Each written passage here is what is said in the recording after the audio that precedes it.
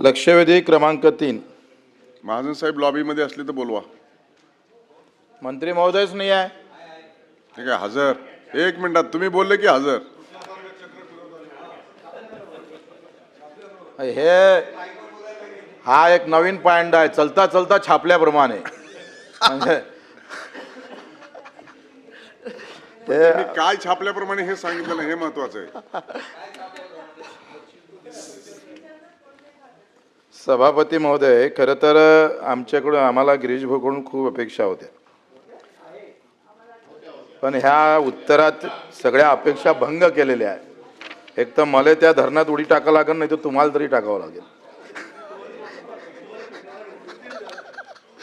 सभापती महोदय, खरं तर वासनी प्रकल्प याला 20 वर्ष झाले आणि 20 वर्षापासून हा प्रकल्प रेंगाळत 55-60 कोटीचा प्रकल्प 500-600 कोटीवर जातं. हे जबाबदारी कोणाला घेणार? द्यावं लागेल.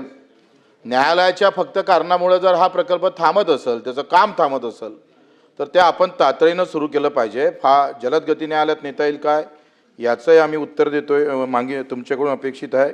आणि या वासनीमध्ये गिरीश भाऊ, खरं तर बोरगाव पेठ हा आमचा खारपान पट्टा आहे आणि खारपान पट्टा असल्यामुळे काय होतंय, जमिनीत थोडी जरी ओल असली तर ते शेवटपर्यंत जातं, म्हणजे ते पूर्ण भिंतच ओल होते. आता त्या जमिनीचा दोष आहे, म्हणून बोरगाव पेठ हे पुनर्वसनमध्ये घ्यावं, नियामक मंडळाचा ठरावही झाला.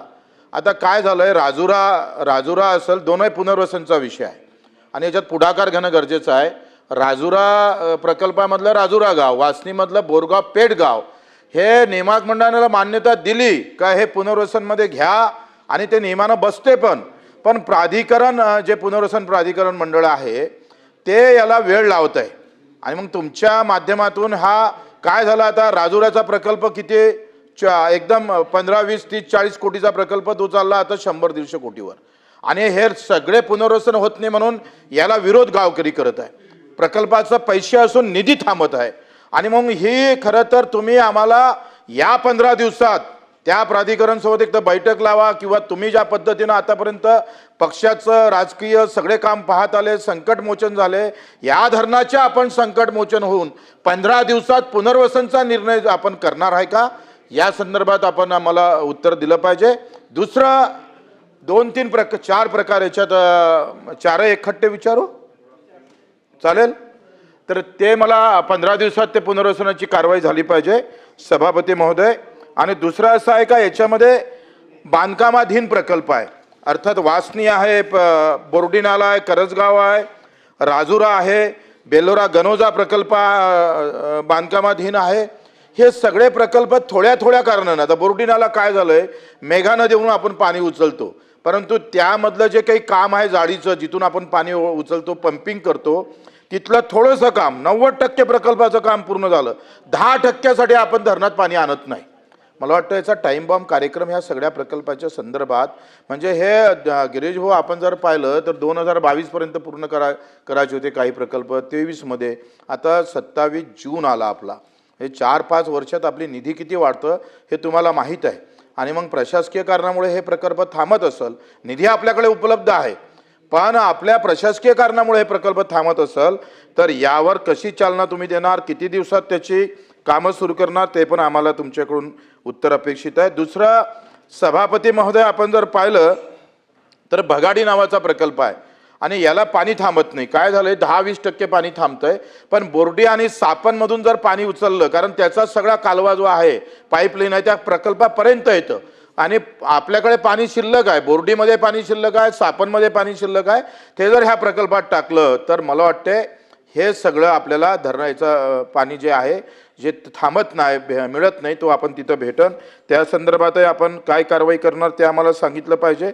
दुसरं, चंद्रभागा प्रकल्प जे आहे हे पूर्ण झाले, याचं सिंचन सुरू झालं, पण ह्या सिंचनमध्ये चंद्रभागामध्ये अजून 600 हेक्टर बोर्डी भागातला जो आहे गावाची सिंचन होऊ शकतं, कारण क्षमतेपेक्षा आपण कमी सिंचन करतो आणि त्या बचत सिंचन पाण्यातून आपण जर बोर्डी भागातला पाणी 500-600 हेक्टर सिंचनाखाली आणला, मातीचाच कालवा करावा लागतं अतिशय मला वाटते जास्तीत जास्त 5-10 कोटीचं कामाच्या वरते काम नाही आहे, पण 10 कोटीमध्ये 600 हेक्टर वलताखाली येऊ शकतं. त्याबाबत आपण निर्णय घेतला पाहिजे. दुसरा सभापती महोदय, आपण जे पाहतो आहे का या 3-4 मागणी संदर्भात एक नवीन प्रकल्प आम्ही खरं तर पाहणी केली. तेव्हा मुख्यमंत्री महोदय आपले जलसंपदा मंत्री स्वतः देवेंद्रजी होते. पिंपरी बॅरेज आणि राजना पूर्णा बॅरेज हे अतिशय कमी पैशामध्ये होणारे प्रकल्प आहेत. ह्या नदीच्या मध्ये आपण बॅरेज तयार करून याची आपण 2013ला पहिली प्रशासकीय मान्यता दिली, 2009ला, आणि आत्ता अजून त्या पहिली प्रशासकीय मान्यता व्यापकच झाली. आता त्याला नवीन प्रशासकीय मान्यतेला अजून किती दिवस आपण ठेवणार आहे. राजनापूर्णा बॅरेज आणि पिंपरी पूर्णा बॅरेज थोड्या गोष्टीसाठी काय झालं तर MD लेआउट झालं नाही. आता MD लेआउटला किती वेळ लागतोय, त्याला काही फार वेळ नाही लागत. नाशिकचं कार्यालय आहे ते सगळे प्रकल्प थांबून ठेवतोय आणि त्या सगळ्या याच्यावर तुम्ही जर याची बैठक घेतली तर मला वाटतं हे दोनही बॅरेज जे मूळतः आपण पाहतोय देवाभाऊनं त्याची सुरुवात केली होती, त्यांनी त्यावेळेस मदत केली होती, ते बॅरेज अपूर्ण राहता कामा नये. म्हणून आपल्याकडून अपेक्षा आहे का ही पिंपरी बॅरेज आणि राजनापूर्णा बॅरेज आपण किती दिवसात त्याला पूर्ण करणार. दुसरं तुम्हाला माहीत आहे का हे प्रकल्पग्रस्त सगळ्या इकडे सभापती महोदय तुमच्याकडे असन सगळ्या इकडे 4-4 लाख प्रकल्प ज्याच्या जमिनी गेल्या, सगळे वाऱ्यावर आले. ज्यांचे मोठे मोठ्या शेती होत्या, खटले होते, ते आजही कॅन्टीनवर चहा विकायला पाहायला भेटतं आपल्याला. आणि म्हणून त्याचे जमीन जुमला सगळ्या गेल्यानंतर त्या प्रकल्पग्रस्तांना आपण, कारण त्यांनी राष्ट्रहिताचं काम केलं, त्यांनी जमीन दिली आहे, त्यांनी गाव गेलेलं आहे, अशा प्रकल्पग्रस्तांसाठी 5% आरक्षणाच्या ऐवजी 15% करावं. नाही तुम्हाला नोकरी देता असेल तर 25-30 लाख रुपये तुम्ही रोख त्याला द्या किंवा एखाद्या उद्योगातून काही पैसे द्या. हे 3-4 प्रश्नाचे उत्तर अपेक्षित आहे. सन्मान्य सभापती महोदय, अतिशय महत्त्वाचा प्रश्न बच्चूभाऊंनी या ठिकाणी उपस्थित केलेला आहे. आणि खरं आहे विदर्भामध्ये सिंचनाची आवश्यकता, सिंचनाची गरज किती आहे याची आपल्या सर्वांना कल्पना आहे. आणि यात हे जे प्रकल्प याच्यामध्ये आपण वासनी प्रकल्प म्हणजे अचलपूर तालुक्यातले 4 प्रकल्प आहेत. एक वासनी प्रकल्प आहे, चंद्रभागा आहे, सप्पन प्रकल्प आहे, बगाडी प्रकल्प आहे. आणि चांदूर बाजारमधले प्रश्न आपण विचारला आहे त्याच्यामध्ये पिंपरी साठवण तलाव, राजना बॅरेज, गणोजा बॅरेज, राजुरा बृहत लघु प्रकल्प, करजगाव लघु प्रकल्प, बोर्डीनारा प्रकल्प, असे जवळपास आपण 6 आणि 4 10 प्रकारच्या बाबतीमध्ये त्याचा उल्लेख या ठिकाणी केलेला आहे. वासनीच्या बाबतीमध्ये आपल्याला कल्पना आहे की आपण जे म्हणताय ते खरं आहे की हा प्रकल्प सुरू होऊन जवळपास मला वाटतं 2008मध्ये त्याची प्रमा झाली होती. त्यानंतर दुसरी प्रमा 2009ला लगेच झाली आणि तिसरी आता 2023ला झाली. आता सुप्रमा झाली नसती तर हा प्रकल्प अजूनही पुढे गेला नसता खरं म्हणजे. पण आता जवळपास 102 कोटीला सुरू झालेला प्रकल्प हा 826 कोटीपर्यंत या ठिकाणी आलेला आहे. 826 कोटीपर्यंत. आता या प्रकल्पाची सध्या स्थिती अशी आहे की त्याच्यामध्ये माती काम हे 60% पूर्ण झालेलं आहे, सांडव्याचं काम 80% पूर्ण झालेलं आहे, आगमन व पुच्छ कालवा जो आहे तो 100% पूर्ण आहे, सर्वसाधारणपणे धरणाचे 70% काम हे पूर्ण झालेलं आहे, भूसंपादन 100% पूर्ण झालं आहे, 636 हेक्टर हे त्या ठिकाणी पूर्ण झालं आहे. प्रकल्पावर मार्च 2000 अखेरपर्यंत 826 कोटीपैकी 625 कोटी रुपये हा खर्च झालेला आहे. काही तांत्रिक गोष्टी आहेत, अडचणी आहेत, त्यामुळे हा प्रकल्प सध्या बंद आहे. ठेकेदार ठेकेदार हो, तर ठेकेदार जरा कोर्टामध्ये गेलेला आहे, अजून अतिरिक्त काम निघालेलं आहे. तो म्हणतो मला द्या, पण आपल्याकडे त्याची पद्धत नाही, आपण नवीन टेंडर काढलेला आहे आणि तो कोर्टामध्ये त्या ठिकाणी गेलेला आहे. पण लवकरच आपण त्यालाही बोलवून त्याच्याशी चर्चा करून काय आपल्याला मार्ग काढता येईल तो आपण या ठिकाणी लवकरच या ठिकाणी पूर्ण करू. आपण जे म्हणतात ते खरं, एवढा मोठा खर्च झाल्यावर एक 10-20% खर्च राहिलेला आहे आणि पाणीच मिळत नाही लोकांना. मला वाटतं या संदर्भामध्ये, वाशीच्या संदर्भामध्ये आपण तात्काळ एक अधिवेशन झालं की मी अधिकाऱ्यांनाही बोलून घेतो. आणि मला वाटतं प्रश्न आपले 10 प्रकल्पाचा विषय आहे, आपण एकदा याच्यावर मंगळवारी ज्यावेळेला कॅबिनेट राहील अधिवेशन झाल्यावर त्यावेळेलाच मी सगळ्या अधिकाऱ्यांनाही बोलून घेतो आणि आपण या संदर्भामध्ये सविस्तर चर्चा करू. एकेका प्रकल्पाची आपण या संदर्भामध्ये माहिती घेऊ. पण 10 वर्षापासून हा प्रकल्प बंद आहे. आता आपण 65 कोटीचं नवीन टेंडर काढलं आहे, तर त्यावर त्यांनी ऑब्जेक्शन घेतलं आणि कोर्टामध्ये गेलं आणि कोर्टाने ते स्टे केलेलं आहे. आता कोर्टामध्ये स्टे केलं गेलं असल्यामुळे आपल्याला पुढचं काम करता येतं, ते टेंडरही करता येते, अन्यथा हे काम 2 महिन्यामध्ये पूर्ण होईल, 3 महिन्यामध्ये पूर्ण होईल. पण यातून आपण निश्चितच आपण त्या ठिकाणी मार्ग काढूया. त्या संदर्भामध्ये अजून आपण वेगवेगळे प्रश्न हां राजुरा पुनर्वसन आहे, बोरगाव पेठ आहे, यांचंही हा हा हा कशामधला आहे? हा वासनीमधला आहे. हो राजुरामधलं राजुरा यांचाही या ठिकाणी मला वाटतं राजुरा हा इकडचा आहे, चांदूर बाजारचा आहे हा, याच्यामध्ये तो त्या ठिकाणी नाही आहे. आणि म्हणून मला वाटतं की याच्यामध्ये मी एक लाईन घेतो की चंद्रभागा प्रकल्प आपला आहे, काम 100% पूर्ण झालेलं आहे. 41.42 दशलक्ष घनमीटर याच्यामध्ये पाणी आणि 6,732 हेक्टर आता यातून सिंचन होत आहे.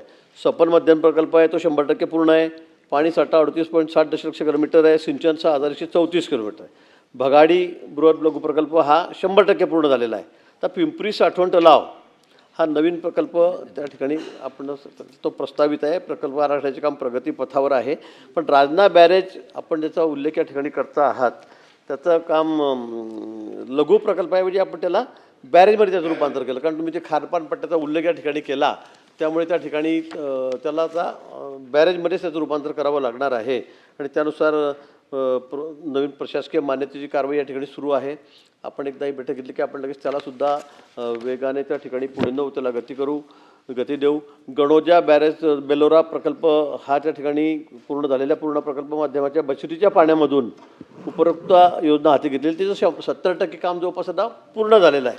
1990 हेक्टरपैकी 1650 हेक्टर सिंचन क्षेत्राचं निर्माण झालेलं आहे. आणि म्हणून उर्वरित काम आम्ही जून 2027पर्यंत, म्हणजे आता एक वर्षभरामध्ये त्याला लागेल, तोपर्यंत आपण त्या ठिकाणी ते पूर्ण करू. राजुरा बृहत लघु प्रकल्पामध्ये त्याची द्वितीय सुप्रमा 343 कोटी रुपयाची आहे, 343.93 कोटीची आहे. वितरण व्यवस्थेची 90% पूर्ण झालेली आहे, 70% त्याचं काम पूर्ण झालेलं आहे. हां ते बरोबर आहे. हो आपल्याकडून अपेक्षा काय आहे? आता राजुरा प्रकल्पावर निधी आहे का? निधी आहे, त्याला इतर अडचणी आहे का? तर नाही. अडचण काय? गावकऱ्यांना हा प्रकल्प थांबवला, त्याची थांबवला, पण ते गाव पुनर्वसन मध्ये आलं पाहिजे. बरोबर. आपण ते नॉर्म्स मध्ये बसते 75%च्या वरती. बरोबर. आता ते पुनर्वसन प्राधिकरणकडे हे फाईल अटकली आहे. बरोबर. तुम्ही जर पुढाकार घेतला तर 10 दिवसात हे अधिवेशनाच्या आत तुम्ही एक गोळ निवेदन करा आम्हाला. बरोबर. राजुरा आम्ही पुनर्वसन मध्ये प्राधिकरण हे फाईल मंजूर करा. दोन्ही प्रकल्प रन होते ना, दोन्ही प्रकल्प रन होते. हो बरोबर. याच्यामध्ये काय झालं आहे, त्याची तृतीय जी इथं सुप्रमा आहे ती सुद्धा जरा थांबलेली आहे. आता सध्या ती अजून ती सानुग्रह अनुदान आणि भूसंपादनाची दरवाढ यामुळे तृतीय जी आपली सुप्रमा आहे ती सुद्धा आपल्याला या ठिकाणी करायची आहे. तिला आपण आता तात्काळ तीसुद्धा आपण त्याच्यामध्ये आपण वॉर लेवलवर तिला हाती घेऊन ती मार्ग करू. आणि एखाद्या धरणामध्ये असं आहे की शेती फक्त पाण्याखाली जाते पण गाव सेफ आहे, पण त्या लोकांचं म्हणणं आहे की आम्हाला इथे राहायचं नाही, आम्हाला ती जागा बदलून द्या. त्या संदर्भामध्ये प्रस्ताव या ठिकाणी आलेला आहे, तो सुद्धा आपण तो मान्य करूया. आणि हे प्रश्न जे आहेत आपले ते सर्व आपण लवकरात लवकर कसलं मग आता काय जे पूर्ण झालेले आहेत ते पूर्ण झालेले आहेत. बरोबर आहे.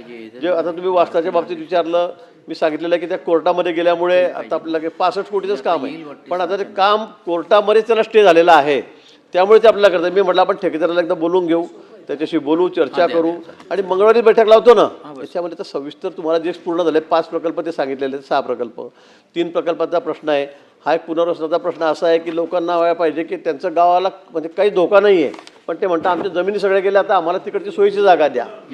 हो, तर तो आपण त्यांना तो देतोय, तो आपण त्यांना देतोय. 70%च्या वर जमिनी जर त्या ठिकाणी पाण्याखाली गेल्या असतील आणि तो आपण त्यांनी म्हटलं की आम्हाला दुसरी जवळची जागा द्या, तर आपण ती देतोय त्यांना, त्याच्याबद्दल काही दुमत नाही आहे. तोही आपण प्रश्न सोडवतोय.